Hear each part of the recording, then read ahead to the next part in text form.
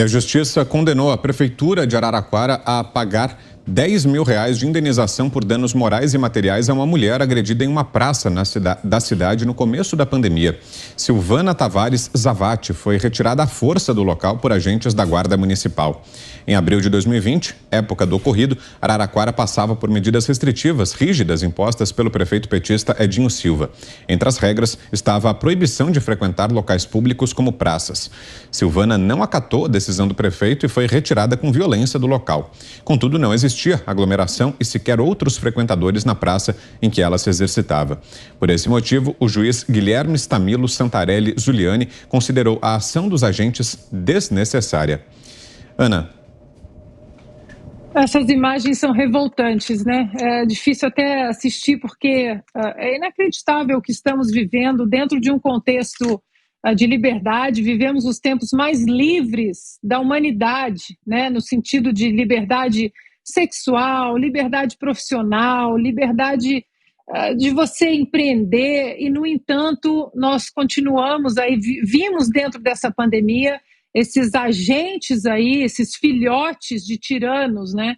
E aí a gente traz também, linkando aí com o nosso outro assunto, a gente pode trazer também o próprio Adolf Eichmann, né? Que foi aí preso, um dos soldados ali, um dos generais de Hitler, que foi preso na Argentina e foi julgado em Israel.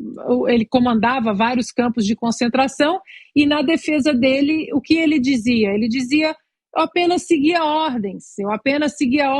Às vezes ele fuzilava assim, uma fila com dezenas, né, de judeus, crianças, bebês, as mães segurando os seus bebês. Tem filmes, né, sobre isso. E ele, no julgamento em Israel, ele dizia: eu apenas segui ordens. Então, dentro dessa pandemia, os tiranos e os filhotes de tiranos, acho que eles foram aí o ponto mais baixo, o ponto mais obscuro do que nós vivemos. Aqui em Los Angeles, o xerife geral da cidade de Los Angeles, o xerife Villanueva, ele, dentro da pandemia, ele disse ao governador Gavin Newsom, diante das ordens, né, dos decretos e das ordens inconstitucionais do governador, que ele não prenderia pessoas, que o decreto não era lei, que a portaria não era lei, que as ordens que ele estava dando eram ordens inconstitucionais, e o xerife da Força Policial de Los Angeles peitou o governador da Califórnia, dizendo que acima do governador estava a Constituição americana.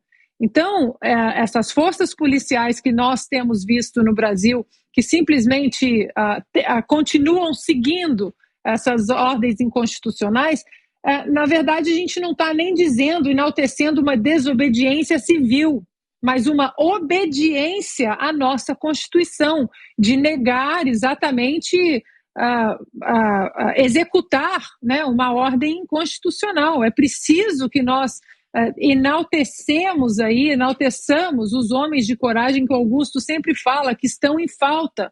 E esses homens de coragem, eles não precisam ser governadores, prefeitos, presidentes, primeiros ministros, eles podem ser policiais, eles podem ser as mães aí, né, esses agentes da coragem, as mães que o Fiuza estava dizendo. Nós temos que começar a ter o mesmo espírito dos caminhoneiros canadenses de dizer não, chega.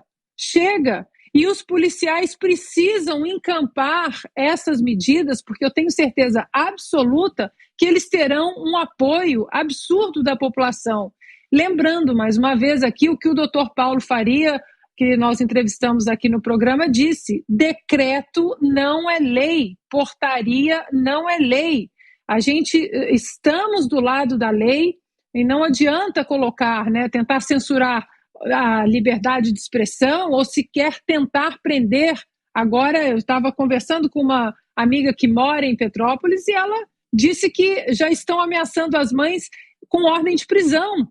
Então, acho que basta. 2 anos disso tudo basta. Nós temos que acordar do dia da marmota, né? Aquele filme que todo dia a gente acorda e é a mesma coisa, e dizer um basta. E aqui fica o convite às forças policiais no Brasil para que não impetrem aí a desobediência civil, mas que enalteçam a obediência à nossa Constituição, que está acima de todos nós, inclusive do Supremo Tribunal Federal. Você, Fiuza, 2 minutos. Vítima do Edinho Silva, né? Está sendo reparada, falta a vítima do Ronaldo Caiado, as vítimas, né? Do Ronaldo Caiado, do Eduardo Paes, do João Dória. Você acha que eu estou falando assim genericamente? Tudo isso tem vídeo.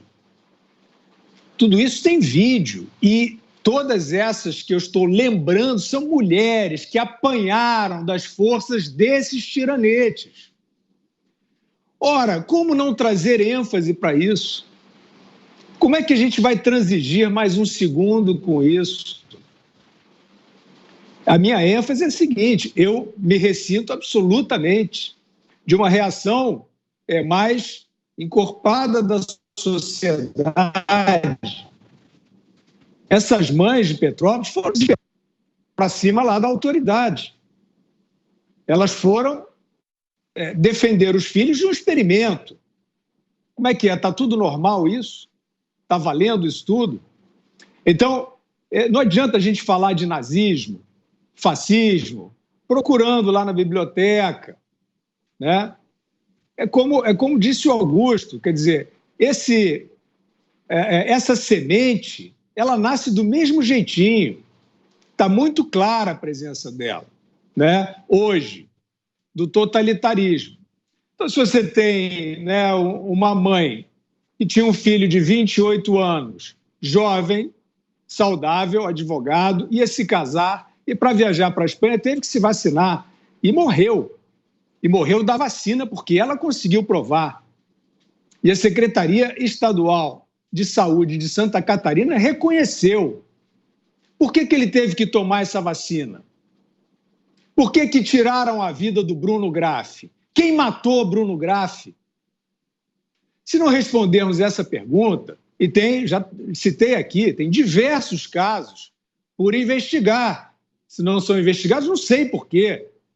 Mas enquanto não forem investigados, não podemos dar mais um passo, porque isso está sendo usado para cercear os direitos básicos da população, como aconteceu no passado.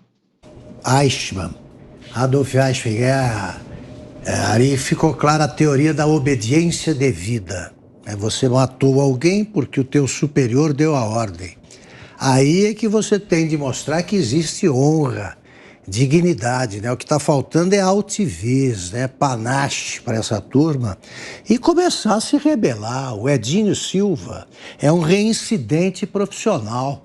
Ele agora vai ser o primeiro prefeito a institucionalizar a exigência da vacina, do passaporte sanitário em Araraquara. Ninguém fala nada disso, o PT não critica, nada disso. O PT está preocupado com o Moise, lá o congolês que foi vítima de um crime terrível. Agora, essa mulher espancada não mereceu a solidariedade do Orlando Silva, o ministro que comprava tapioca com cartão corporativo. Então é assim, o Edinho está na hora de Araraquara aposentá-lo, né? Pelas urnas. Edinho já foi eleito, está exercendo o 4º mandato. Que é isso? Claro que há oposição em Araraquara, né? Há pessoas que agem com dignidade e continuam mantendo a cabeça no lugar. Mas 4 vezes, Edinho, para fazer isso aí, ele espalhou o terror em Araraquara, deu um péssimo exemplo o tempo todo durante o combate à pandemia, e recebeu um prêmio dado pelo João Dória como exemplo. O que é isso? Morreu gente para burro, foi um fracasso. O lockdown que ele adotou foi o único que adotou na cidade inteirinha, mostrando a sua alma policial. E aí isso me remete ao comunismo. Da mesma forma que o nazismo, né, defende a extinção de etnias, o comunismo prega a extinção da democracia, o assassinato das liberdades. E é isso que acontece. Quer dizer, é o direito de ir e vir, tá? É o direito de fazer com o próprio corpo o que quiser, é o livre-arbítrio, é tudo isso que eles querem controlar. E agora vem mais essa, quer dizer, a Araraquara vai seguir o quê? A liberdade com responsabilidade, como diz o ministro Alexandre. Esse negócio de responsabilidade é muito parecido com aquela história lá que os generais falavam, né? Não, a democracia é relativa, dizia o general Geisel. O general Geisel fez coisas ali aproveitáveis, mas essa não dá. Democracia relativa é o quê? É democracia. Essas palavras, certos substantivos dispensam adjetivos. Eu queria falar luxuosa mansão. Mas não tem mansão miserável. Bárbaro assassinato. Todo assassinato é bárbaro. Agora, democracia com responsabilidade. O que ele está querendo dizer? Como o Roberto Jefferson não foi responsável, está na cadeia, por decisão minha, Alexandre. Criei o preso político porque não agiu com responsabilidade. Agir com ou sem responsabilidade não está em código penal nenhum. Né? Se a pessoa é irresponsável, é outro o modo de tratá-lo. Tá? Irresponsáveis são os índios de tribos que nunca tiveram contato com a civilização. Né? Bebê de colo, né? Louco de hospício. Né? Os outros não. Os outros não. Então não tem nada disso não, é liberdade, é democracia. Essas palavras dispensam adjetivos, sobretudo adjetivos espertos. Você, Zé, 2 minutos. Ô Vitor, o que mais me surpreende nesse caso é que a condenação, é lógico, lava a alma desta senhora que foi agredida, 4 brutamontes em cima dela ali, agredindo, né? Isso ali só já é um crime. O que me surpreende é que essa condenação vai para os cofres públicos. 10 mil reais é pouco, mas é simbólico, mas vai para os cofres públicos. Eu acho que está na hora da justiça e das pessoas que entram na justiça contra o setor público, de entrar contra as pessoas, no CPF desses guardas aí, para que eles aprendam. Isso aí que nós estamos falando de ordens absurdas, você não deve cumprir. É por isso que existe o regime jurídico único para servidores públicos, né? Para a proteção do servidor público e pronto. Ao servidor público é diferente do servidor, do trabalhador comum. O trabalhador comum, a pessoa, o cidadão, só é obrigado a fazer algo em virtude da lei. Obrigado a fazer ou não fazer em virtude da lei. Ao servidor público, ele só pode fazer algo se a lei mandar, se a lei determinar. Então é por isso que se protege com estabilidade, se protege com o regime jurídico único. O servidor público é para ter esse poder de discernimento. Se ele não tem, se ele participou de uma agressão dessa, ele é que tem que responder e não os cofres públicos e não a prefeitura.